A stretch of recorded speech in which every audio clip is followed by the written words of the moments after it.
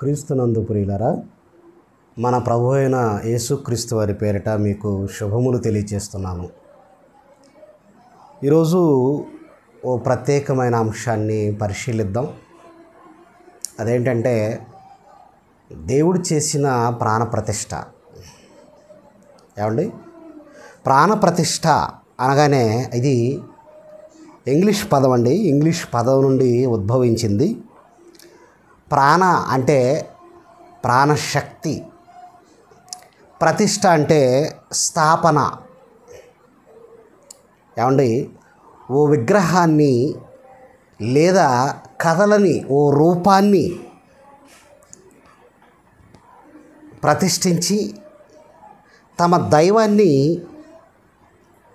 నివాస స్థలంగా లేదా అతిథిగా ఆహ్వానిస్తూ ఉంటారు. ఓకేనండి, రైట్. ఇక బైబిల్లో మనం ఆలోచిస్తే ఇశ్రాయేలీలు ఏం చేశారో ఒకసారి మనం బైబిల్ చూద్దాం. కీర్తనలు 106వ అధ్యాయం 19వ వచనాన్ని చదివితే, హోరేబులో వారు దూడను చేయించుకొనిరి, పోతపోసిన విగ్రహమునకు నమస్కారం చేసిరి, తమ మహిమాస్పదమును గడ్డిమేయు ఎద్దు రూపమునకు మార్చిరి అని ఉంది. అంటే ఇశ్రాయేలీలు అందరూ కలిసి ఏం చేశారో తెలుసా? వారు హోరేబునకు చేరుకున్నప్పుడు, అరణ్య యాత్రలో వారు హోరేబునకు చేరుకున్నప్పుడు ఓ దూడను చేసుకున్నారు విగ్రహంగా. ఎవరు? ఇశ్రాయేలీలు. ఏమండి, దేవుడు ఎన్నో అద్భుతాలు చేసి 400 సంవత్సరాలు బానిసలుగా మ్రగ్గుతుంటే ఐగుప్తు దేశంలో మోషే నాయకత్వంలో వారిని దేవుడు బయటికి విడిపించాడు, మీకు తెలుసు. ఆ తరువాత విధిరూపకమైన ధర్మశాస్త్రాన్ని తీసుకురావడానికి సీనాయి పర్వతం మీదకు వెళ్ళాడు ఆయన. అక్కడ 40 ఏళ్ళు సీనాయి పర్వతం మీద ఉన్నారు.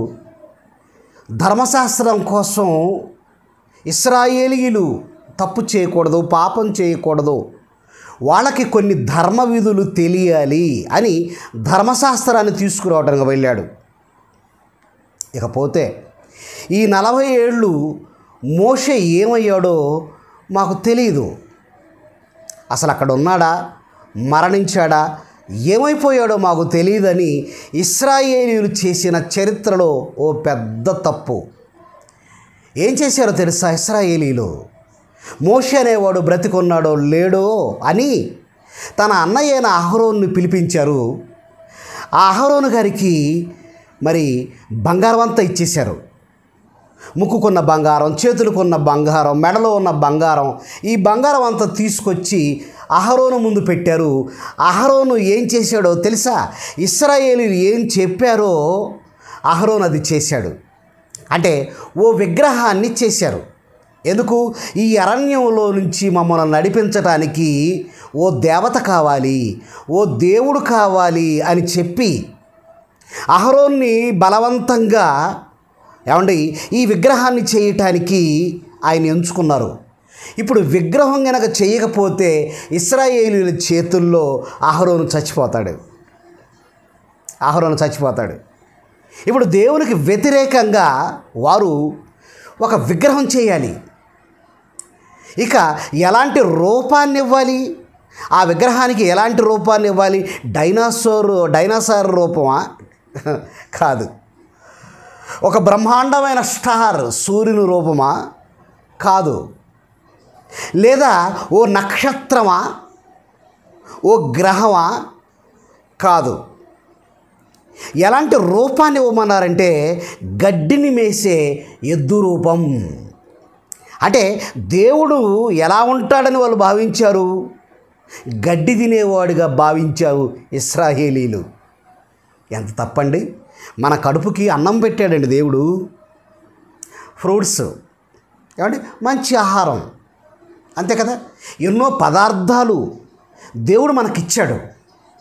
మరి మన కడుపుకి అన్నం పెడితే, ఆహారం పెడితే, ఆహార పదార్థాలు పుట్టిస్తే అన్నం పెట్టిన వాడిని, జన్మనిచ్చిన ఆ దేవుణ్ణి ఎలాంటి రూపాన్ని ఇచ్చారు అంటే గడ్డి మేసే ఎద్దు రూపాన్ని ఇచ్చారు. దేవుడు చాలా బాధపడ్డాడు. ఏమండి, దేవుడు ఒక పశువా? పశువు రూపమా చెప్పండి? ఇశ్రాయేలీయులకు ఆయన రూపం అర్థమైందా? అర్థం కాలేదు. ఇప్పుడు మమ్మల్ని నడిపించేవాడు కావాలి అన్నారు, ఓ విగ్రహాన్ని చేశారు. ఆ విగ్రహంలోకి అతిథిగా తమ దైవాన్ని ఆహ్వానించారు. వాస్తవంగా అయితేనండి అందులో ఏమీ లేదు. కానీ ఇశ్రాయేలీయులు భ్రమలో ఉన్నారు. తమకు నచ్చిన దైవాన్ని దానిలోకి ఆహ్వానించటం, ప్రాణప్రతిష్ఠ చేయటం మొట్టమొదటిగా చరిత్రలో తప్పు చేశారు ఇశ్రాయేలీయులు. ఇదిగో ఇదే అరణ్యములో మమ్మల్ని నడిపించేది, ఐగుప్తు దేశంలో నుంచి మమ్మల్ని విడిపించింది, ఎర్ర సముద్రాన్ని చీల్చింది, ఆకాశం నుంచి మన్నాను కురిపించింది, బండ నుంచి నీరు రప్పించింది. ఇదే. ఎంత పొరపాటు చేశారండి, ఎంత పొరపాటు చేశారు. ప్రియులారా, మీకు ఒక విషయం చెప్పమంటారా? మీరు బాధపడకపోతే ఒక విషయం చెప్తాను. ఎందుకండి కోప్పడతారు? ఎందుకండి సదుద్దేశంతో ఒక సబ్జెక్ట్ని ఆలోచించరు? చెప్పండి. దేవుడు ఎవరు? ఆయన ఎలా ఉంటాడు? ఇప్పటికీ ఈ ప్రపంచానికి తెలియని ఇదిగో లక్షల కోట్ల డాలర్ల ప్రశ్న ఇది. దేవుడు ఎవరు? బైబిల్ అని చెప్పిందో తెలుసా? ఆత్మ అని చెప్పింది.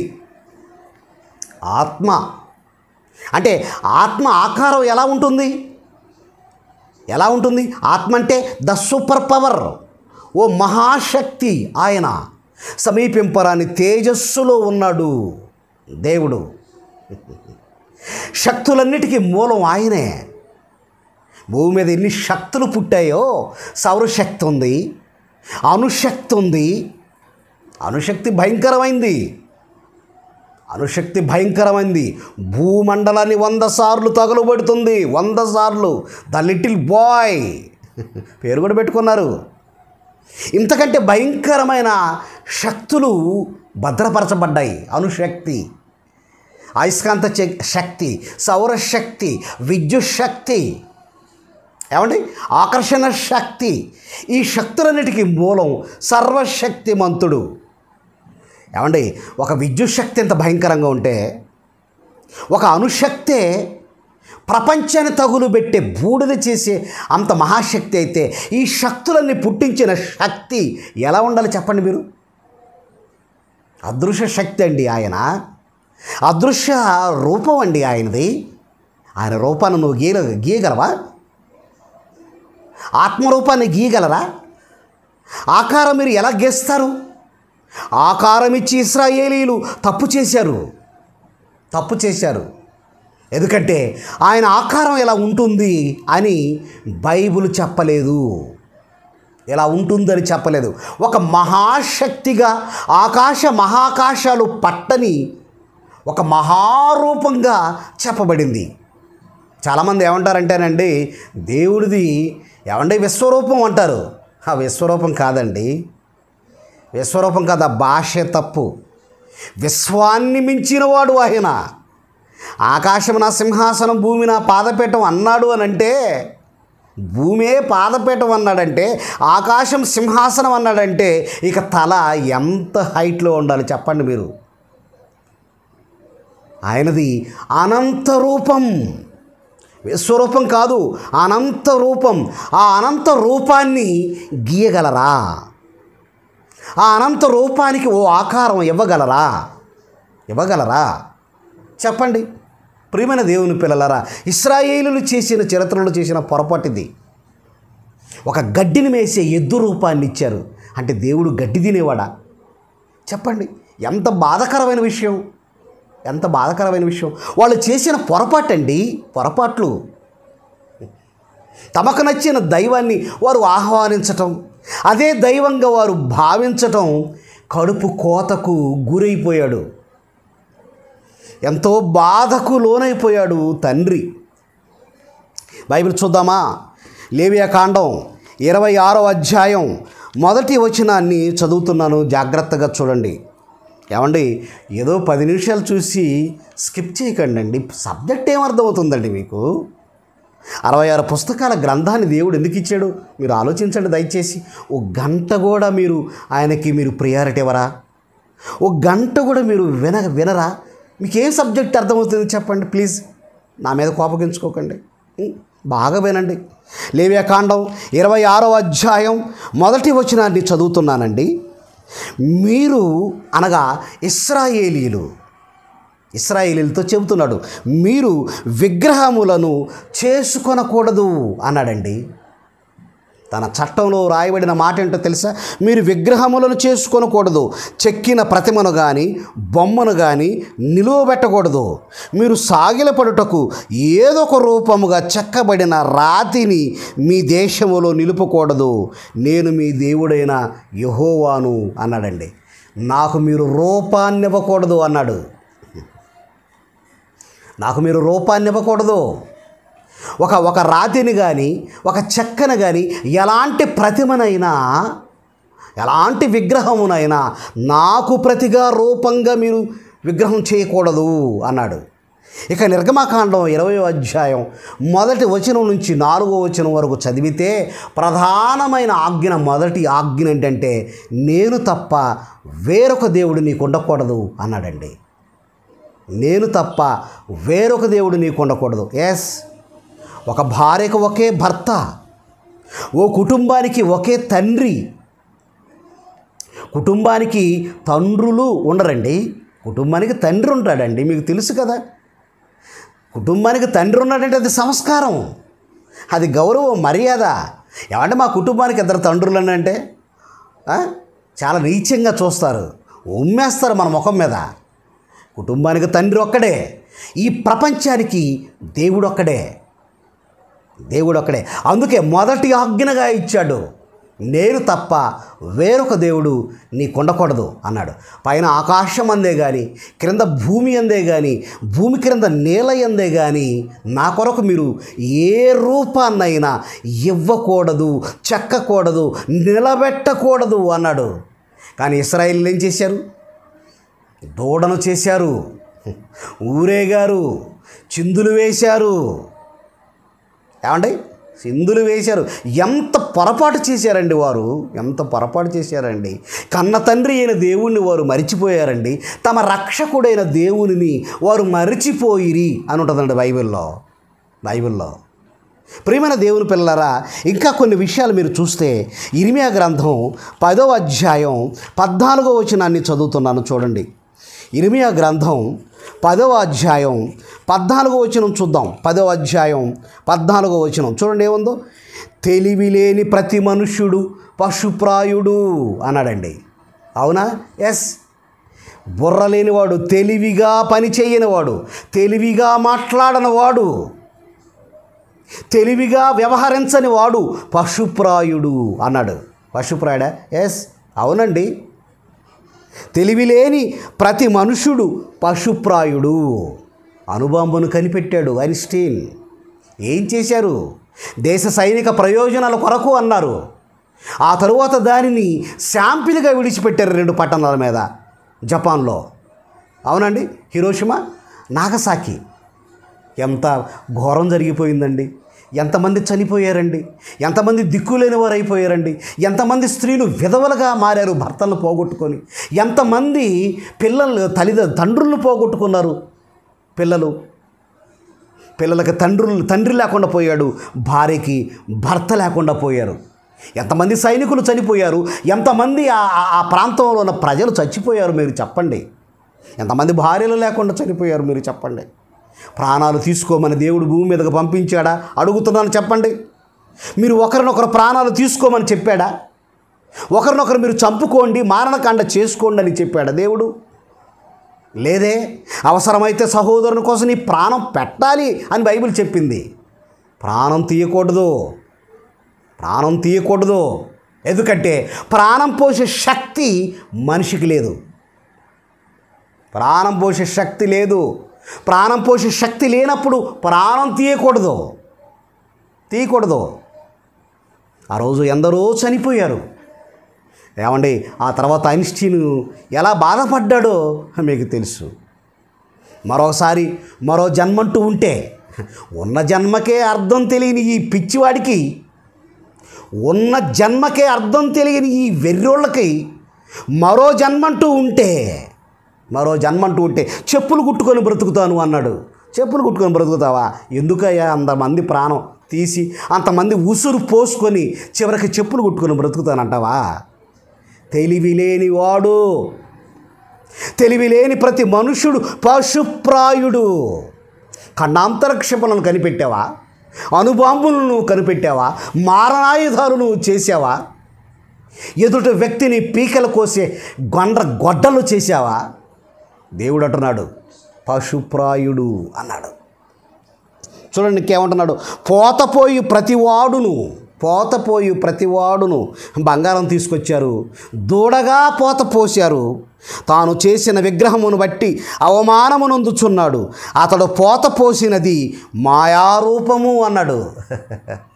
నువ్వు దూడను చేసుకున్నావే, అది మాయారూపం అంటున్నాడు.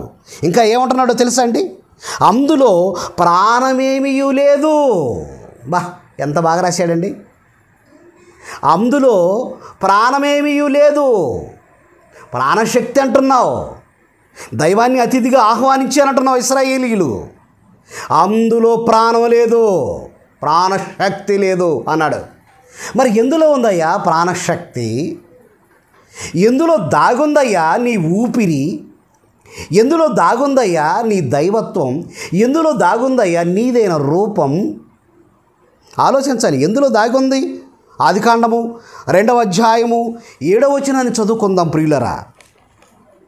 ఆదికాండము 2వ అధ్యాయము 7వ వచనం, దేవుడైన యెహోవా నేలమంటితో నరుని నిర్మించి, ఈ శరీరానికి కావలసిన మూలకాలన్నీ ఇదిగో మట్టిలో ఉన్నాయి. ఎక్కడ? భూమి యొక్క అంతర్భాగంలో. చదువుకోండి, భూ విజ్ఞాన శాస్త్రం చదవండి, భూగర్భ శాస్త్రాన్ని పరిశీలించండి. ఈ మట్టిలో ఎన్ని లోహాలు ఉన్నాయో, ఏమండి ఎన్ని లోహాలు ఉన్నాయో చూడండి. మనిషికి కావలసినటువంటి ప్రియులరా ఇదిగో లోహాలన్నీ ఉన్నాయి దానిలో. దేవుడైన యెహోవా నేలమంటితో నరుని నిర్మించి మట్టితో చేశాడండి ఈ ఆకారాన్ని. ఈ అవయవాలన్నీ మట్టితో చేశాడండి. మట్టితో మనిషి బొమ్మలు చేయగలడు, మట్టితో మనిషి కుండలు చేయగలడు, మట్టితో మనిషి మరి కూజాలు చేయగలడు. కానీ మట్టితో మనిషిని చేయలేడు. ఈ ప్రపంచంలో ఎవరు చేయలేనిది దేవుడు చేశాడు. గాంధీ గారి విగ్రహం మీకు కనిపిస్తుంది కదండి. గాంధీ గారి చేతిలో కర్ర ఉంటుంది, మట్టితో చేశాడు. పైన వచ్చి కాకి రెట్ట వేస్తుంటే మరి గాంధీ గారు తన కర్రతో అదిలిచ్చాడా? లేదే. నువ్వు చేసావు, దాన్ని కదిలించలేవు. అంబేద్కర్ గారు మీరు చూడండి, రాజ్యాంగాన్ని చేత పట్టుకుని అలా ఏలు చూపిస్తూనే ఉంటాడు, అలాగే ఉంటుంది ఏలు. ఎన్టీఆర్ గారు అలా చేయి చాపే ఉంటాడు, విగ్రహం అది అలాగే ఉంటుంది, కదలదు, అలాగే ఉంటుంది. కానీ దేవుడు చేసిన ఈ ఆకారం కదిలింది. అంబేద్కర్ గారి ఆకారం కదిలింది, గాంధీ గారి ఆకారం కదిలింది, నెహ్రూ గారి ఆకారం కదిలింది, రాజీవ్ గాంధీ గారి ఆకారం కదిలింది. ప్రపంచంలో ఉన్న మనుషుల ఆకారాలు కదిలాయి అంటే కారణం ఏంటో తెలుసా? తనలో ఉన్న ఆత్మను మనలోనికి ప్రవేశపెట్టాడు. ఇదొక విగ్రహం, మట్టి విగ్రహం, మట్టి బొమ్మ. ఈ బొమ్మలోకి తనదైన ఆత్మను ప్రవేశపెట్టాడు. తనదైన ఆత్మను ప్రవేశపెట్టాడు. చూడండి ప్రియులరా, మరొక మంచి మాటను మనం చదువుదాం. యోబు గ్రంథం 27వ అధ్యాయం 2వ వచనాన్ని చదువుకుందాం. యోబు గ్రంథం 27వ అధ్యాయము 2వ వచనం, నా ఊపిరి ఇంకను నాలో పూర్ణముగా ఉండుటను బట్టి అన్నాడు. నా ఊపిరి ఇంకా పూర్ణంగా ఉంది. పూర్ణంగా ఉంది. తన ఊపిరట, మనలో ఉన్నది తన ఊపిరి. పూర్ణముగా ఉంది. కరోనా టైంలో ఏమండి ఆక్సిజన్ ఉంది, భూమండలం చుట్టూ ఆక్సిజన్ ఉంది, కానీ ఈ శరీరంలోనికి ఓ భయంకరమైన వైరస్, కరోనా వైరస్ ప్రవేశించింది. ఆక్సిజన్ తీసుకోలేని పరిస్థితి అండి మనిషిది పరిస్థితి. కరోనా వచ్చిన వల్ల మీరు చూడండి, శ్వాస పీల్చలేక, ఆక్సిజన్ని గ్రహించలేక ఆ రోజు 65 లక్షల మంది చచ్చిపోయారు. కోవిడ్ టైంలో 65 లక్షలు సుమారుగా. సంపాదించిన డబ్బు విడిచిపెట్టారు, సంపాదించిన కోటలు విడిచిపెట్టారు. దేవుడే శరణ్యం ఈ ప్రపంచానికి. ఏమండి, 2వ వచనం, దేవుని ఆత్మ నా నాసికారంధ్రములలో ఉండుటని బట్టియు అన్నాడు. అంటే మన నాసికారంధ్రములోనికి జీవవాయువును ఊదాడు అన్నాడు. చూశారా? వాయువు అంటే గాలి, జీవవాయువు అంటే ఆత్మను ప్రవేశపెట్టిన పద్ధతి చెప్పాడు అక్కడ. మనలో ఉన్నది గాలి కాదండి, ఈ ఆకారాన్ని కదిలిస్తున్న శక్తి గాలి కాదు, ప్రకృతిలో ఉన్నటువంటి శక్తులు కాదు దీనిలో ప్రవేశించింది. తనలో ఉన్న శక్తిని విడదీశాడు. పరమాత్ముడు ఆత్మను విడదీశాడు, మనలోనికి పంపాడు. మనమంతా జీవాత్మలం. ఈ జీవాత్మలన్నీ పరమాత్మలో నుంచి వచ్చాయి, దేవునిలో నుండి వచ్చాయి. అందుకే మనమంతా జీవాత్మలుగా పిలువబడ్డాం. ఒకనాడు కదలని ఈ విగ్రహానికి ప్రాణం పోసింది, కదలని ఈ విగ్రహానికి అతిథిగా, నివాసంగా మనం ఉండటానికి ఆత్మగా ఈ శరీరంలోకి వచ్చాం. అర్థమైందండి? ఇశ్రాయేలీయులు చేసిన విగ్రహములోనికి నివాస అతిథిగా దైవాన్ని వారు రప్పించలేదు. అది మాయారూపం అన్నాడు ఇశ్రాయేలీయులతో. అందులో ప్రాణం లేదు, ప్రాణశక్తి లేదు అన్నాడు. ఏంటి మీరు చేసే పని అన్నాడు. ఎందుకు మీరు నాకు రూపాన్ని ఇస్తున్నారు అన్నాడు. వాళ్ళకి అర్థం కాలేదండి. ఎప్పుడండి దైవం అర్థమవుతుంది? సత్యం చెబితే చంపేయటం, సత్యం చెబితే సిలువ వేయటం, సత్యం చెబితే రాళ్ళతో కొట్టి చంపటం, ఇదేనా మనం నేర్చుకున్న సంస్కారం? ఎన్నింటినో పరిశీలించిన మనం కన్న తండ్రి అయిన దేవుణ్ణి ఏమండి చక్కగా పరిశీలనగా మనం తెలుసుకోవాలి. ఏమండి, దేవుని ఆత్మ నా నాసికారంధ్రములలో ఉండుటను బట్టియు అన్నాడు. ఇక మొదటి దినవృత్తాంతాల గ్రంథం 29వ అధ్యాయం 15వ వచనాన్ని చదువుదామండి. ఈ మట్టి బొమ్మని విగ్రహంలోనికి నివాస అతిథిగా ఎవరు వచ్చారో, ఎవరిని ప్రవేశపెట్టారో మీరు చూస్తే 29వ అధ్యాయం ప్రియులరా, 29వ అధ్యాయం 15వ వచనం, మా పితరులందరి వలనే మేమును నీ సన్నిధిని అతిథులం, పరదేశులమునై ఉన్నాము, మా భూనివాస కాలము నీడ అంత స్థిరముగా ఉన్నవాడు ఒకడును లేడు అన్నాడు. ఏముంటుందండి బైబిలు? మేము నీ సన్నిధిని అతిథులము, పరదేశులమునై ఉన్నాము అన్నాడు. అంటే ఒకనాడు దేవుడు మట్టి బొమ్మను చేశాడు. ఈ మట్టి బొమ్మలోకి అతిథిగా ఆహ్వానించడం జరిగింది, అతిథిగా ప్రవేశపెట్టడం జరిగింది. అదే ఆదాము అనే ఆత్మ. ఆ బొమ్మకు ప్రాణశక్తులు ఏమండి, నిజంగా అండి, ఆ ప్రాణశక్తి ఆత్మ. దేహానికి ప్రాణం రక్తమైతే, బాగా వినండి, దేహానికి ప్రాణం రక్తమైతే ఆ రక్తానికి కూడా ప్రాణం ఆత్మ. ఇది మీరు బాగా స్టడీ చేయాలి. రక్తానికి కూడా ప్రాణం ఆత్మ. ఎందుకంటే రక్తం ఉంటే బ్రతకడు, ఆత్మ ఉంటేనే బ్రతుకుతాడు. ఏమండి, ఆత్మ వెళ్ళిన మరుక్షణం, ప్రాణం పోయిన మరుక్షణం మీరు బ్లడ్ ఎక్కించండి, అతను బ్రతకడండి. ఆక్సిజన్ పెట్టండి, అతను బ్రతకడండి.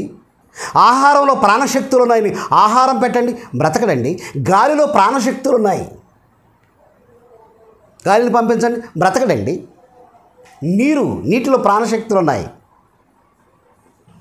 నీరు తాపించండి, బ్రతకడండి, బ్రతకడు. మనిషి బ్రతుకుతుంది గాలి, నీరు, ఆహారం వల్ల అన్నారు కాదు, మనిషి బ్రతుకుతుంది దేవుని వలన. తనలో ఉన్న ఆత్మను ప్రవేశపెట్టాడు. అతిథిగా వచ్చాం. ఈ శరీరం అనే గుడారంలోకి, ఈ శరీరం అనే విగ్రహంలోనికి ఆత్మగా అతిథిగా వచ్చాం. కొంతకాలం భూమి మీద దేవుని కొరకు బ్రతికి, పరిశుద్ధులుగా నిర్దోషులుగా బ్రతికి, తన ఇష్టాన్ని నెరవేర్చి శరీరాన్ని విడిచిపెట్టి వెళ్ళిపోవాలి.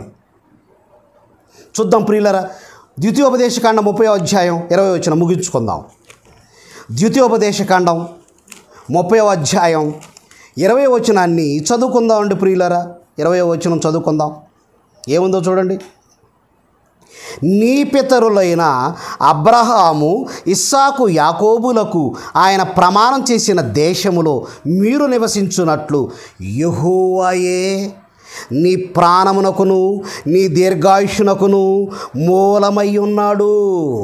అబ్బా, నీకు దీర్ఘాయుష్నకును నీ ప్రాణమునకును మూలం, నీ ప్రాణానికి మూలం గాలి నీరు ఆహారం కాదయ్యా, నీ దీర్ఘాయుష్నకు మూలం దేవుడయ్యా. దేవుడు అదే అంటున్నాడు. నీ ప్రాణమునకును నీ దీర్ఘాయుష్నకును మూలమై ఉన్నాడు. కాబట్టి నీవును నీ సంతానమును బ్రతుకుచు నీ ప్రాణమునకు మూలమైన నీ దేవుడిని యెహోవాను ప్రేమించి ఆయన వాక్యములను విని ఆయన హత్తుకొనున్నట్లు జీవమును కోరుకొనుడి అన్నాడండి. ఎంత మంచి మాట రాశాడండి. నీ ప్రాణానికి మూలం ఎవరో తెలుసా? దేవుడు. ఆ రక్తానికి మూలం ఆత్మ. ఆ ఆత్మ దేవునిలో నుండి వచ్చింది. అందుకే మన ప్రాణానికి మూలం ఆయన, మన దీర్ఘాయుష్నకు మూలం ఆయన. అందుకే అంటున్నాడు, నీ దేవుడైన యెహోవాను ప్రేమించు అంటున్నాడు. తండ్రిని ప్రేమించు. ఇంత మేలు చేశాడు కదా, నీకు ఆయుష్నిచ్చాడు కదా, ప్రాణం పోసాడు కదా, తనదైన ఆత్మను పంచాడు కదా, నీ కొరకు సృష్టిని కలిగించాడు కదా, ఆవిరైపోయే ఈ జీవితానికి అనంతమైన విశ్వాన్ని చేశాడు అంటే ప్రేమించాలండి. నువ్వు ఆయన ప్రేమించాలి. నీ దేవుడిని యెహోవాను ప్రేమించి ఆయన వాక్యమును విని 66 పుస్తకాలతో కూడిన వాక్యం. ఎవడో పనికి మారిన వాడు అంటున్నాడు 3 మేకులు 66 పుస్తకాలు అని. తెలుసా నీకు? నిలబడగలవా? బైబిల్ ముందు నిలబడగలరా? నిలబడలేరు. ఇది దైవ గ్రంథం. ఎవడూ నిలబడలేడు. బైబిల్ను తప్పుపట్టడం ఎవరి చేత కాదు. 100%. మా వెనుక ఉన్నది ఎవరో తెలుసా? మహాశక్తి. ఆ శక్తి జోలికి రాకూడదు. తప్పు. మత స్వాతంత్రం కలిగిన ఈ దేశంలో ఎందుకండి అల్లర్లు? ఎందుకండి? ప్రియమైన దేవుని పిల్లలారా, పిచ్చి పట్టింది ప్రపంచానికి. మత పిచ్చి పట్టింది. దేవుడి పిచ్చి పట్టలేదు. మత పిచ్చి పట్టింది. మతంలో ఉన్నవాడు మత్తులో ఉన్నట్లు అని చెప్పాడు కార్ల్ మార్క్. మత్తులో ఉన్నవాడు ఏం చేస్తున్నాడో తెలియదండి. ఆమె భార్య, ఆమె కూతుర, ఆమె చెల్లెల, ఆమె అక్క తెలియదు. అది మత్తు అలా ఉంటుంది. మరి మత్తులో ఉన్నవాడు ఒక్కటే అన్నాడు కార్ల్ మార్క్. బైబిల్ మత గ్రంథం కాదండి, దైవ గ్రంథం అండి. మన బ్రతుకు పుస్తకం అండి. ఆయన వాక్యమును విని ఆయనను హత్తుకొనున్నట్లు జీవమును కోరుకోండి. ఆయన హత్తుకోండి. ఓకే, రైట్ అండి. ఈ శరీరంలోనికి దేవుడు ఏం చేశాడో తెలుసా? సర్వ శరీరుల ఆత్మలకు దేవా అని అంటాడు. సంఖ్యాకాండం 16వ అధ్యాయం 19 నుంచి 22 వచనాల వరకు ప్రపంచంలో ఉన్న సర్వ శరీరులకు అతిథిగా ఆత్మ వచ్చింది. ఈ శరీరంలోనికి ఆత్మగా వచ్చింది. అది కొంతకాలం దేవుణ్ణి ప్రేమించి మనం ఆయన హత్తుకొని ఆయన వాక్యమును విని జీవాన్ని కోరుకోవాలట. భూమి మీదనే ప్రాణం పోకముందే జీవాన్ని ఇక్కడే డిసైడ్ చేసుకోవాలి, కోరుకోవాలి. ఆయన ప్రేమించేవారుగా ఉండాలండి. మనమంతా ఆయన హత్తుకునేవారుగా ఉండాలండి. ఆయన గౌరవించేవారుగా ఉండాలండి. ఆయన మాటలు వినే విధేయత మనమంతా చూపాలి. ఏం చేశాడో తెలుసా? ఆత్మను మనలో ప్రతిష్ఠింపచేశాడు. ఆ ఆత్మ సత్యమందు ప్రతిష్ఠించబడాలి అన్నాడు. నేనే సత్యం అన్నాడు యేసుక్రీస్తు. సత్యం అబద్ధం ఆడదండి. ఆడదు. యేసుక్రీస్తు మీద నేరారోపణ మోపారు. నేరారోపణ మోపినప్పుడు ఏమన్నాడు? నువ్వు రాజువా అన్నాడు పిలాతు. రోమా గవర్నర్ ఏమన్నాడో తెలుసా? అబద్ధం ఆడలేదు. నువ్వు అన్నట్టు నేను రాజునే, నా రాజ్యం వేరు, ప్రేమ సామ్రాజ్యం. అందులో గుర్రాలుండవు, అందులో కత్తులుండవు, కోటలుండవు, ఫిరంగులుండవు, చంపుకోవటం ఉండదు. ప్రాణం పెడతారే తప్ప ప్రాణం తీయరు. ఆయన ఒక ఆత్మ సామ్రాజ్యం, ప్రేమ సామ్రాజ్యం, ఆధ్యాత్మిక సామ్రాజ్యం. ఆ సామ్రాజ్యానికి అధినేత రారాజు యేసుక్రీస్తు. పిలాతుకు అర్థం కాలేదండి. సత్యమే చెప్పాడండి. నువ్వు రాజు అంటే నేను రాజునే అన్నాడు. సత్యమును గూర్చి సాక్ష్యం ఇచ్చుటకు వచ్చి తిని అన్నాడు. సత్యం అంటే ఏంటి అని అడిగాడు. సత్యం అంటే ఏంటో కూడా తెలియకుండా నువ్వు ఎలా గవర్నర్ అయ్యావయ్యా? ఎలా గవర్నర్ అయ్యావు చెప్పు. రోమ గవర్నర్. సత్యం అనగా నీ వాక్యం, నీ వాక్యమే సత్యం. యోహాను 17:17. ఆయనే సత్యం. భూమి మీద సత్యాన్ని స్థాపించడానికి వచ్చాడే తప్ప మతాన్ని స్థాపించడానికి రాలేదండి యేసుక్రీస్తు. ఇది మీరు తెలుసుకోవాలండి. సహృద భావంతో తెలుసుకోవాలి అండి. ప్రజలందరి కొరకు పాప రక్షణ, పాప ప్రాయశ్చిత్తం కొరకు తన ప్రాణం పెట్టిన మహానుభావుడండి ఆయన. ఇక చూడండి, 1 యోహాను పత్రిక 3:16 చూడండి. చివరిగా మనలో ప్రాణం ఉంది కదా, మనమే అతిథులం కదా, ఆత్మలే అతిథులు కదా, ఆత్మను ప్రతిష్ఠింపచేశాడు కదా, ఈ ఆత్మ సత్యమందు ప్రతిష్ఠించబడాలి కదా. 1 యోహాను పత్రిక 3వ అధ్యాయము 16వ వచనాన్ని చదువుతున్నాను చూడండి ప్రియులరా. 3వ అధ్యాయం 16వ వచనం. ఆయన మన నిమిత్తము తన ప్రాణం పెట్టెను. ఆయన మన నిమిత్తం తన ప్రాణం పెట్టినబ్బా, ఎంత బాగుందండి. తన ప్రాణం పెట్టాడంటే మన కోసం. ఎవరండి ప్రాణం పెట్టేది? ధర్మం ప్రాణం పెట్టింది. ధర్మం ప్రాణం తీయదు. ప్రాణం పెట్టిన కనుక దీని వలన ప్రేమ ఎట్టిదని తెలుసుకొనుచున్నాము. మనము కూడా సహోదరుల నిమిత్తం ప్రాణం పెట్టబద్దులమై ఉన్నాము అన్నాడండి. ఓ ఆత్మను రక్షించటానికి మన యావదాస్తిని ఖర్చు పెట్టాలి. ఓ ఆత్మ అపవాది మాయలో ఉంది. ఆ మాయలో నుంచి రప్పించి దేవుడు ఎవరో, ఎలా ఉంటాడో తెలియచేయటానికి, యేసుక్రీస్తు ఎవరో, ఆయన ఎందుకు త్యాగమైపోయాడో తెలియచేయటానికి, దేవుడు చేసిన ప్రాణాత్మల ప్రతిష్టను అర్థమయ్యేటట్లు తెలియచేయటానికి అవసరమైతే మన చరస్థిరాస్తులు, మన ప్రాణం కూడా ఇవ్వాలి అంటుంది బైబిల్. మన సహోదరుల నిమిత్తం మనం ప్రాణం పెట్టబద్దులమై ఉన్నాము. ప్రాణం తీసేవరుగా ఉండకూడదు. కాబట్టి ప్రియులరా, ఇంత మంచి మాటలు మీరు విన్నారు. ఇదిగో వాక్య ప్రకారంగా మనం అంతా బ్రతుకుదాం, వాక్య ప్రకారంగా మనం అంతా జీవిద్దాం. God bless you all.